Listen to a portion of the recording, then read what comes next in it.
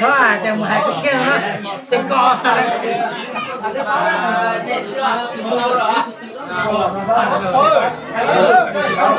có phải sơn gì đâu tại vì sao để nhiều đấy hay là để chạm đây là gì mà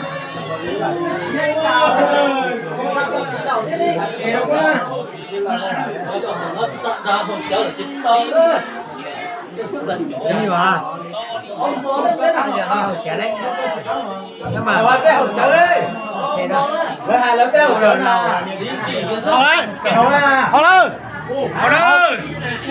hello tao tao nào còn lại đó mà chân lọc họ lên họ bé họ đó thế giờ thì biết gì nó sợ họ là ôi rồi sẽ ở đây cho trời sao là có lúc nào đã lầu lúc nào mà lúc tôi cũng mang một xin mà đã lầu mà đã luôn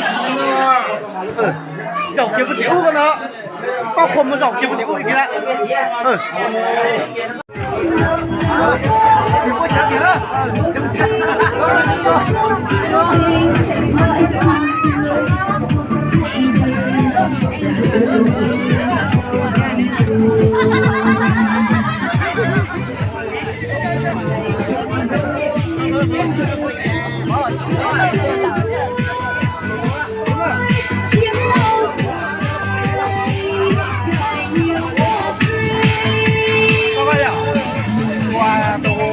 bánh nhẹ không ạ?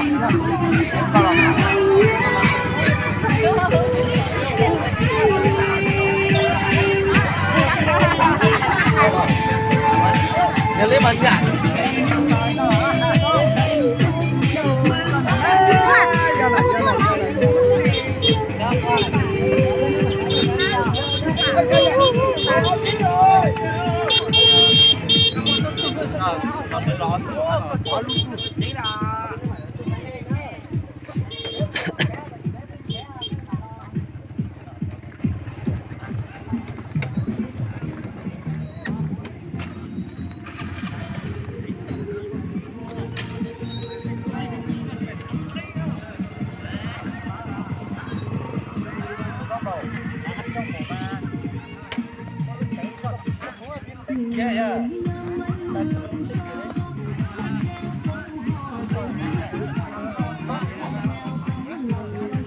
Về lúc chế về đây, chế đó. Về cùng đông về.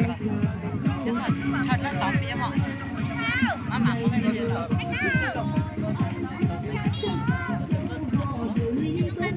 Cái món đây mà.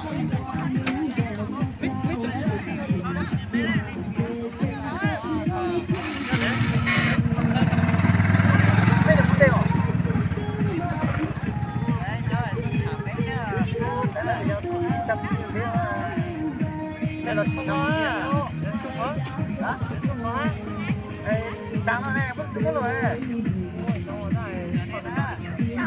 Để mất thôi, nó mất rồi này. Này đi mất đám chỉ mất rồi này nè.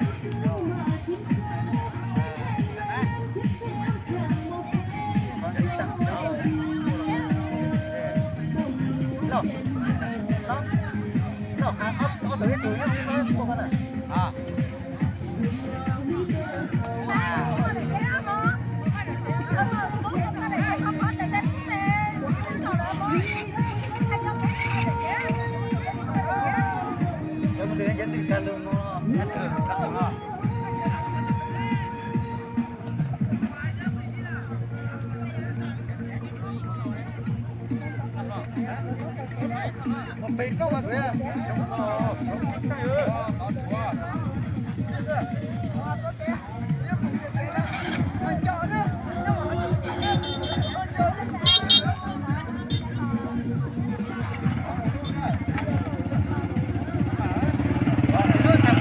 Mà muốn ơi.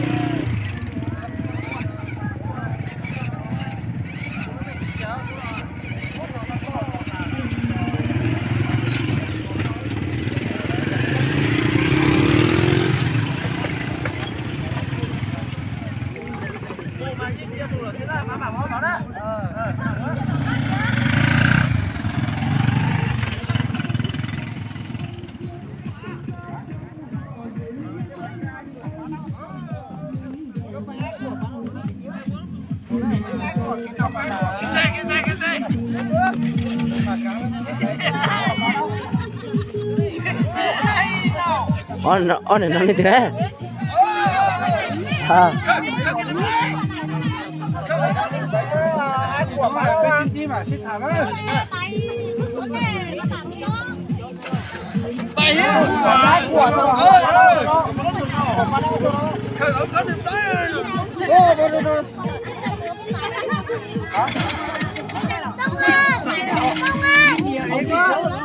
thằng chứ mày cứ cuộc mà đâu được, cứ cuộc mà đâu được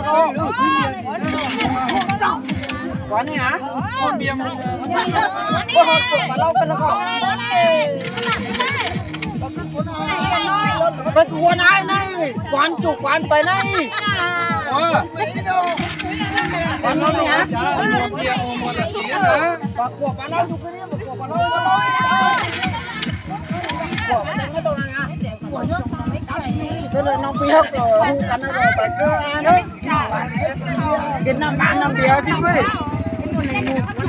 Cái mà cái trường lò mà chỉ là này nó bà ôi tôi ham đây cái đấy là đây là người đi đặt không cho mày con thấy không chủ chiến chung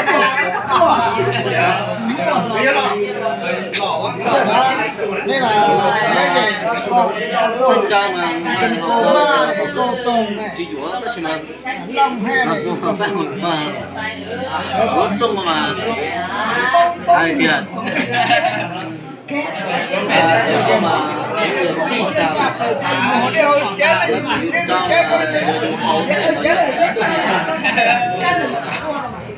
đấy mà giờ nó bên đi rồi cũng nhiều giảm rồi bây giờ giảm mất nhiều giảm đâu ta chỉ sơn gió này màu ít câu cho